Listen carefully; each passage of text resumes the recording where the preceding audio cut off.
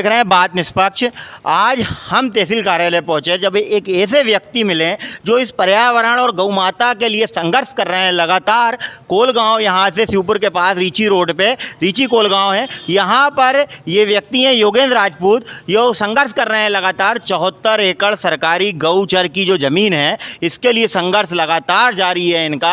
वहाँ पर वृक्षारोपण करा है इन्होंने और लगातार संघर्ष जारी है। और ये इनका बहुत बड़ा इतना बड़ा वचन ये दे रहे हैं कि मैं पूरे शहर की पूरी जूनी मालवा की जितनी भी लावारिस गाय हैं इन सबको गोद ले सकता हूँ। वो 74 एकड़ में ऐसी व्यवस्था कर सकता हूँ। सरकार वहाँ पे गौशाला बनवा रही है पर इनका संघर्ष जारी है। आज हम आपको इनसे मिलवाते हैं कि क्या मामला है पूरा, कौन दबंगों के द्वारा इस 74 एकड़ जो गाय माता की ज़मीन थी इस पर कब्जा कर लिया गया, क्योंकि पूरे ही गाँव पर कोई आगे नहीं आता, कोई संघर्ष नहीं करता। इस आदमी ने अपनी जान की परवाह किए हुए हैं इन दबंगों के खिलाफ आवाज़ उठाई और उस ज़मीन को मुक्त कराया। यहाँ आज गौशाला बन रही है और वो खुद कह रहे हैं कि बरसात में आपने भी देखा होगा कितनी गौ माताओं का एक्सीडेंट हो जाता है, घायल हो जाती हैं, डंपर और ट्रक वाले कुचल देते हैं। ऐसी लावारिस गैया को गोद लेने की बात कर रहे हैं कि सारी गौ माताओं को मैं वहाँ पर रख सकता हूँ और वृक्षारोपण आज भी इनके द्वारा किया गया। ऐसे लोगों से मिलवाता हूँ। क्या नाम है आपका, पूरा परिचय दें। सर मेरा नाम योगेंद्र सिंह राजपूत है। अच्छा। मैं ग्राम कोलगांव से हूँ और जोर से बोलो। जन अभियान परिषद से जुड़ा हूँ, ग्राम विकास प्रस्फुटन समिति कोलगांव से। अच्छा। मेरे दो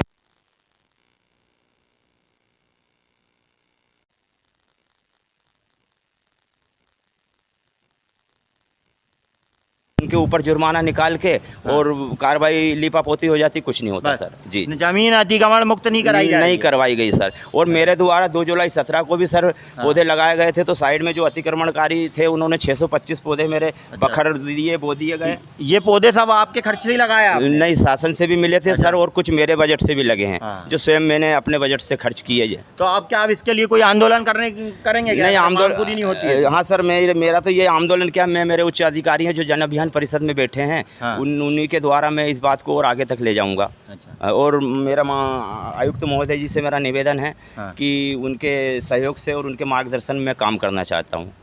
जी जी।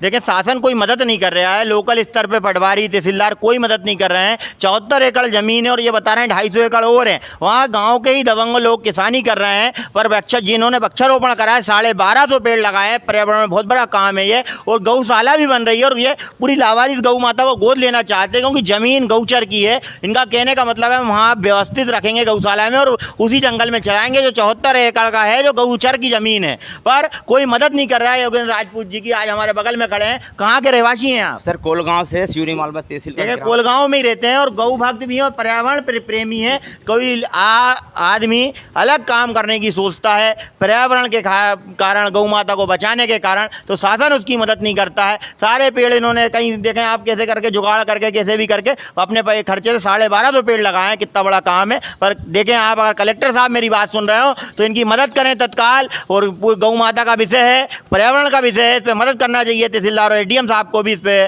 गंभीरता से लेना चाहिए इस विषय को। सर मैं 2009 से लगा हूँ। और उसके बाद में जो मेरे 625 पौधे उसी प्लांटेशन में जिसमें लगे थे अतिक्रमणकारियों द्वारा जमीन नहीं छोड़ी गई, जबकि रकबा पूरा वो 74 एकड़ का था। लेकिन जहाँ मेरा प्लांटेशन था उसी में दबंगई से सचिव और सरपंच ने 625 पौधे को मिटा के उस वहाँ गौशाला बना। देखिए, सरपंच और सचिव भी 600 पौधों को निपटा दिया जाए। थोड़े से उधर कब्जा अतिक्रमणकारियों का छुड़ा के गौशाला बनाना था तो 600 पेड़ों को काट के गौशाला बना दी। इस प्रकार है, जबकि वो कब्जा आज भी है लोगों का। शासन वही पे 74 एकड़ शासन की जमीन है गौचर की। देखें, इस प्रकार का खेल हो चल रहा है पूरी तहसील में। छोटे और गरीब और जो धारा से हालत हट के काम करना चाह रहे हैं, कोई नहीं सुनता है। ये योगेंद्र भाई का संघर्ष जारी है और पूरी 74 एकड़ गौचर की जो जमीन है वो मुक्त कराएंगे। जी, यही मेरा सर आप लोगों से निवेदन है। नमस्कार। और ऐसे लोगों की मदद जनता को भी करना चाहिए। अगर खबर अच्छी लगी हो तो लाइक करें, सब्सक्राइब करें। जय हिंद, जय भारत।